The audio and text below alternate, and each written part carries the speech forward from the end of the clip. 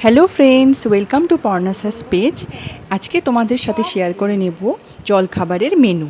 এই যে অনেক দিন জলখাবারে গরম গরম লুচি আর তার সাথে আলুর দম খাওয়া হয় না, তো যেমনি ভাবা তেমনি কাজ। সেই জন্য মাকে বলেই ফেললাম, চলো মা আজকে জলখাবারে লুচি আর আলুর দম বানিয়ে ফেলা যাক। এই যে দেখো জলখাবারের পুরো মেনুটা তোমাদের সাথে শেয়ার করে নিয়েছি। এদিকে ছিল ল্যাংচা, এদিকে ফুলকো ফুলকো লুচি, ঝাল ঝাল আলুর দম, ওদিকে আছে দেখো লাড্ডু আর তার সাথে বেগুন ভাজা। বাঙালিদের একেবারে সবাইকে লোভনীয় আর প্রিয় খাবার হচ্ছে লুচি আর আলুর দম। কে কে আমার সাথে একমত অবশ্যই কমেন্টে জানিও।